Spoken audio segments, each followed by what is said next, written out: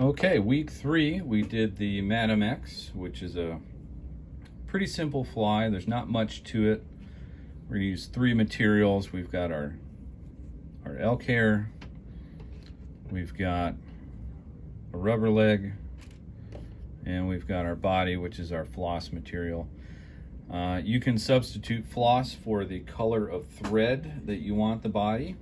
I like how floss looks, so that's how I'm tying it. I believe that's how the original was tied. But we'll hop right in. I'm gonna start my thread a head length back. So we're doing a bullet head on this, and I want it roughly 2 eye lengths in length. So I'm gonna start my thread there so that I have a visual reference when I'm doing the body, so I don't go too far forward. It's really easy to do if you don't mark it. You tend to go a little too far forward. Now I'm going to make a little bit of a thread base here, mainly because I hit the point of my hook and I started to fray my thread. I just want to make sure all that's tied down. So right here at the bend of the hook, I'm going to let my thread rest, and I'm going to take some elk hair here, and I'm going to take a pinch. This is where it gets kind of tricky. It is easy to overdress these. You can make the tails and the wing too big. I would suggest, though, taking more hair than you think you need, because it's always easier to take some out than it is to restack and add some. So I'm going to cut a clump off here. When you watch videos about hair and deer hair, elk hair, a lot of people refer to thicknesses of the hair, like how much you need in terms of pencils.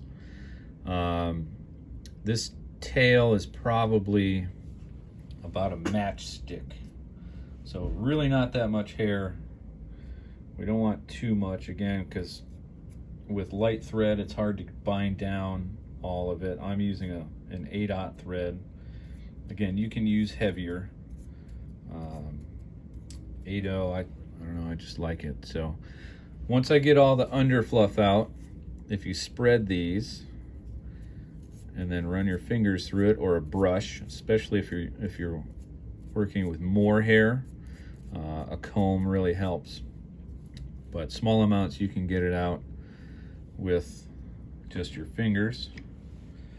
I'm then going to put it into my stacker here and align the tips, because I want nice lined up tips on this.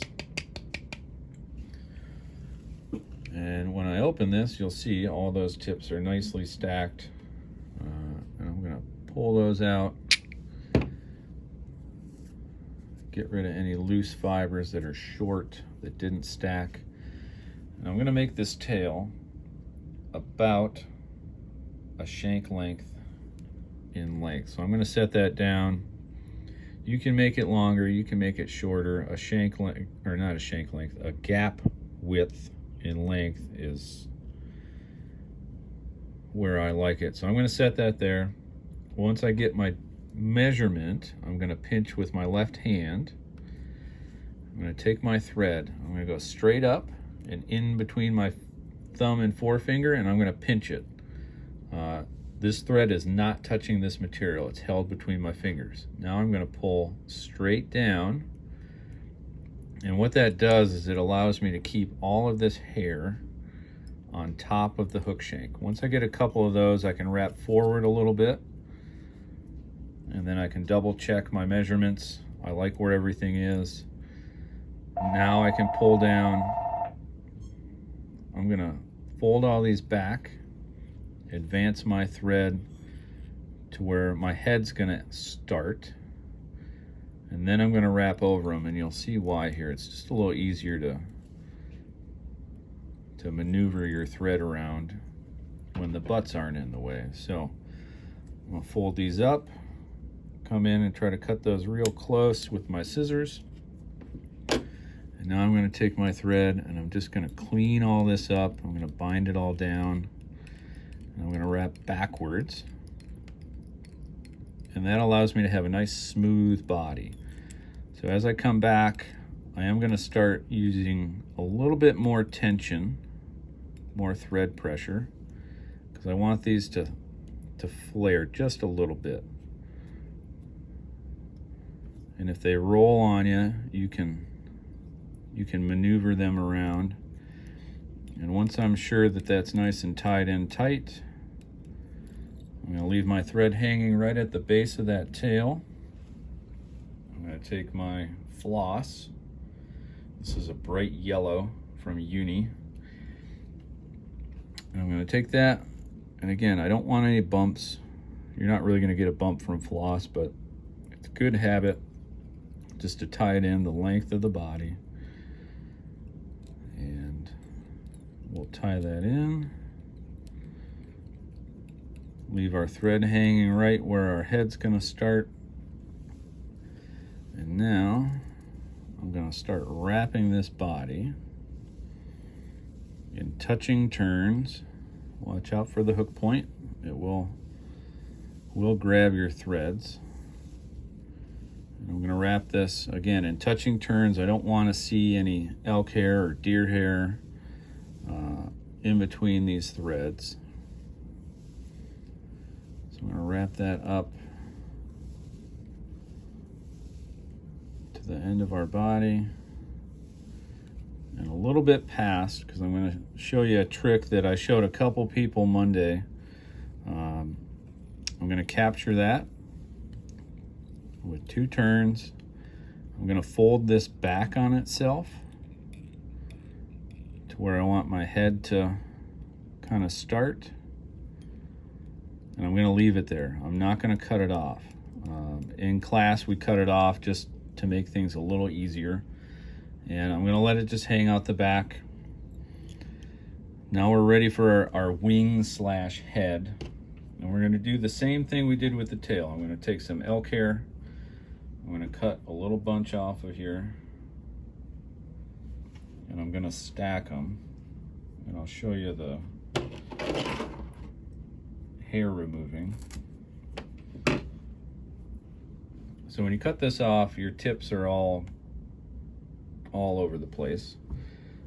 So I'm going to grab these at the midpoint, and when I spread these out, you should be able to see all the junk that's in there that I don't want. So I'm going to pull all that out. I don't need any of that. And actually, if you leave that in, not only is it going to make it difficult to stack your hair and align your tips, it could, that under fur, again using 8/0 thread, can actually break your thread really easy. So I'm going to stick these in my stacker, and I'm going to stack these up.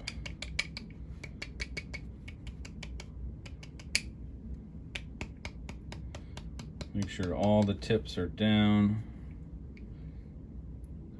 Now you'll notice I'm gonna have the tips facing forwards, because with this bullet head we are going to reverse them back over the body. So we're gonna take these. I'm gonna make sure that I don't have any stragglers with broken tips. And I'm gonna measure from the eye to halfway back on the tail, and that's the length of my wing that I want. So what I'm going to do is I'm going to grab that, and I had it, roughly where I wanted it. So right up here at the eye, I'm going to set all these, and I'm going to pull just a little bit out, because inevitably it'll end up short. And then I'm going to utilize that pinch wrap again, and I'm going to tie it in right up here at the eye, and it's wanting to roll on me, so I'm just going to take these and I'm going to roll them back towards me. And I'm going to start wrapping backwards towards the shank, towards the bend of the hook, but I'm only going to go so far back, the length of my head. So now that I have those tied in, I can come in just like we did on the tail and get rid of these butts. And I'm going to tie those down. kind of clean it up a little bit. And what I'm going to do at this point is I'm going to leave my thread right here, right at the end of this where our head's going to be. And I'm going to wrap over all that thread and the butts of that elk hair. I'm going to wrap up to the eye, then I'm going to wrap back. You can do this with an alternating color if you want. You can make a different colored head, but I'm going to capture that with my thread. And then I can cut this off and we're ready to actually form the wing. So once I cut that, again, I'm going to leave my thread hanging back because that's how this head is formed. And you'll see my wing's a little off center. So I'm going to take my fingers and I'm just going to move that. I'm just going to roll it a little bit so it's nice and even. And then I'm going to take this, I'm going to pull it back, and I'm going to start to press down on it. And all I'm doing is I'm kind of telling that elk hair that I want it facing backwards. Now, you want it to come down the sides a little bit, but you don't want it to come all the way down the side. So I'm going to capture that with 2 wraps, and then I'm going to pull tight. And it's going to flare. See how that elk hair is sticking up now? That's our wing. And again, it wants to roll a little bit, so I'm just using my fingernail and I'm pushing in the opposite direction. So now that I've got that captured, our last step is the rubber legs. And I've just got a small little piece cut off. I'm going to place this on the side. And I'm going to capture that with 2 wraps. 1, 2. I'm going to pull this down. And then my long end is sticking out the front. I'm going to wrap that around. See, I'll turn this so you can see. I'm going to make a loop in the front, and all that's going to do is allow me to not have to cut anything and work with a loose piece of material. Once you capture that, I'm going to whip finish over the top here. Now you can move your thread up to the eye if you want. I like how this looks. It's a little cleaner. Just a quick little 3-turn whip finish. I'm going to put head cement on this, so I'm not concerned about it coming out. But now I'm going to come in, I'm going to cut that loop. My back legs I want about the length of the tail. So I got lucky, I made that pretty much right. And then these front legs I want about halfway back. You can make them longer, shorter. It's up to you. Those are a little short, but I don't mind. That's how I like mine. Now, I'm also going to tilt these. I'm going to pull the front ones down and the back ones up. Like so. And just to show you the underside, by leaving your floss on and wrapping over that head, the butts that we tied in, you get a nice clean underbody. Again, you can take Sharpie, you can bar these, you could tie a knot in this if you want to make more of like a hopper leg. But that is the Madam X.